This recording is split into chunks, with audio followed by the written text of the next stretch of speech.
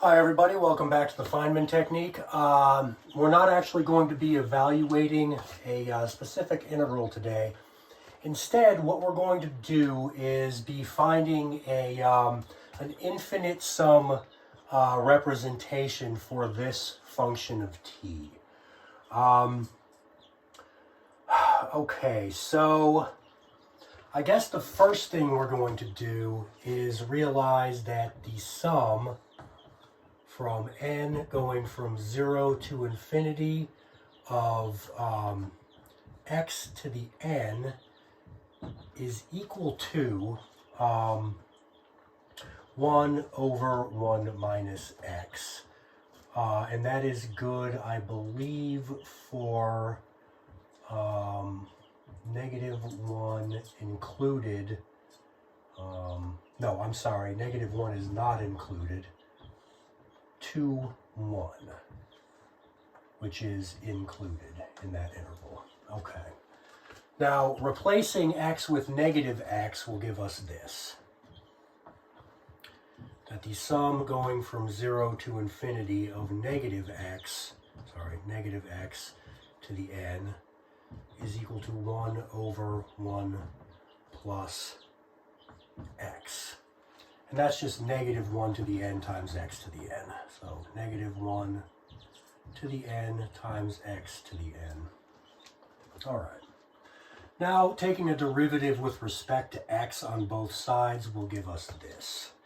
That'll give us the sum from n equals 0 to infinity of negative 1 times to the n times nx to the n minus 1 would be equal to negative 1 over x plus 1 all squared.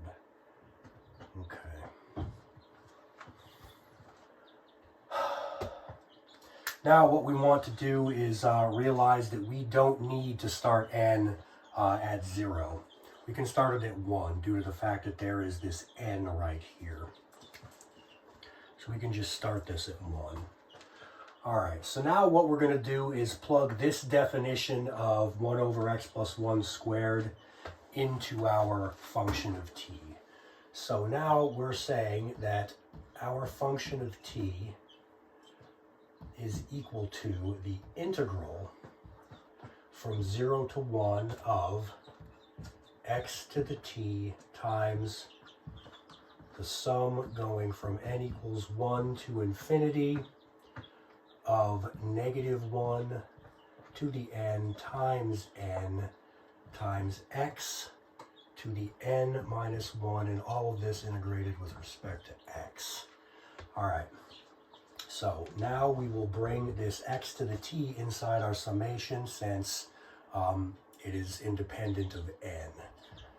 We'll do it like this. We'll say this is n plus t minus 1. Then we will use Fubini's theorem to rewrite our f of t like this.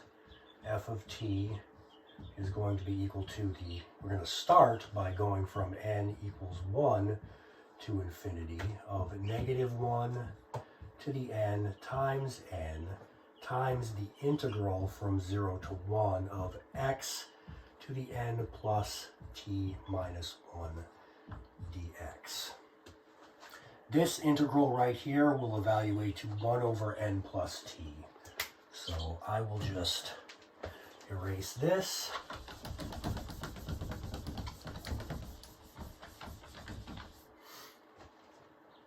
And put over n plus t. Okay, great, we're done, right? No. No, we're not. Well, first of all, because I believe I forgot a negative sign. Did I, though? Did I forget a negative sign? Yeah, I did. Yeah, I did. I definitely forgot that negative sign. Okay. So that should be it, right? I mean, that's a function in terms of t, and we obtained it using pretty standard rules, right? Well, no, because this sum actually, it doesn't converge. And I'll show you why. Let me erase this side of the board.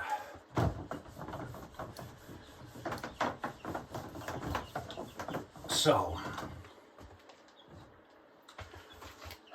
right here, we can introduce a plus t and then compensate for it by, let's see, we subtracted, so we need to add the sum going from n equals 1 to infinity of negative 1 to the n times t over n plus t. This would cancel, giving us just right here is just the sum from n equals 1, well, the negative sum from n equals 1 to infinity of negative 1 to the n. Now, we kind of have a, this converges due by the alternating series test. This is going to alternate between, let's see, at n equals 1, we're going to get negative. See, if n equals 1, we have negative 1 to the 1, which is negative 1 minus. So we have, it's going to alternate from 1, then minus 1, which would be 0, plus 1, 1, minus 1, 0. So this is just going to flip-flop between 0 and 1. But this will converge. So we have a convergent series plus or minus a constant.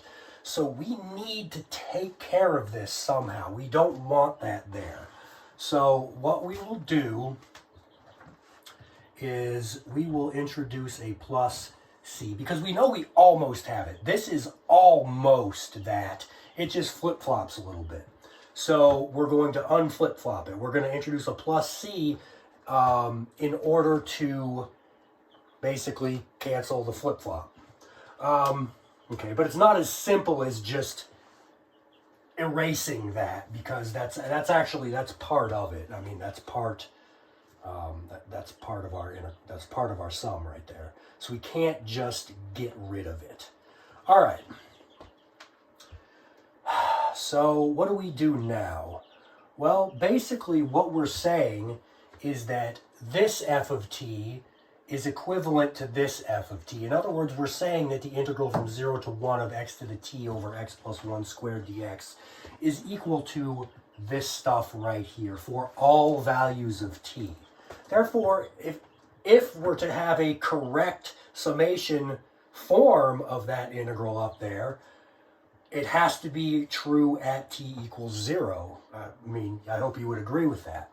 So, what we're saying is that this evaluated at the point t equals 0 is equal to this evaluated at the point t equals 0. All right, so let's set them equal to each other and solve for c. So we have the integral from 0 to 1 of 1 over x plus 1 squared dx. And we're saying that that is equal to negative sum from n equals 1 to infinity of negative 1 to the n plus this evaluated at the point t equals 0, which would evaluate, this would drop out because of this t in the numerator there. And so we just have plus c.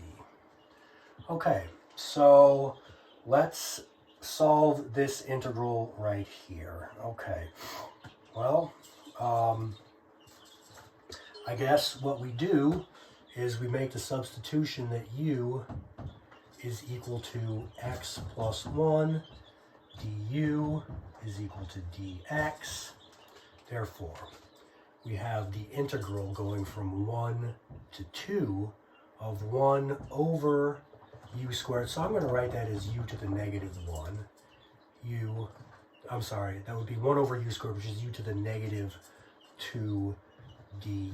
Well, that's going to be equal to u to the negative 1 over negative 1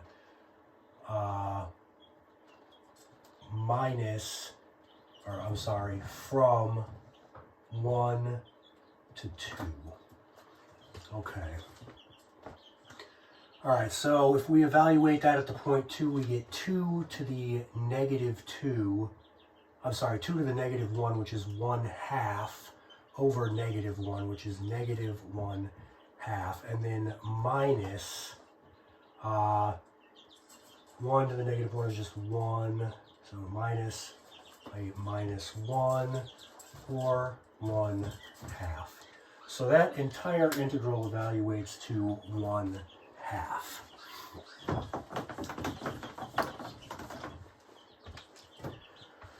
Okay.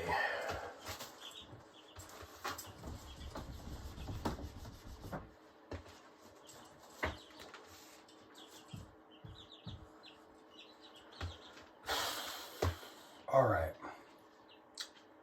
So C is equal to 1/2 plus this thing. All right. So our C is equal to 1/2 plus this. But we already have a minus of that, so it will just cancel out. So finally, we're saying that f of t is equal to the sum from n equals 1 to infinity of negative 1 to the n times t over n plus t plus 1/2. And just to be sure that you know that this 1/2 is not included in the sum, I will put a parentheses around there like that. And this is the answer. A lot of people would have been tempted to just use Fubini's theorem on this and then evaluate the integral and leave it as is. But as I just showed, that's not good enough.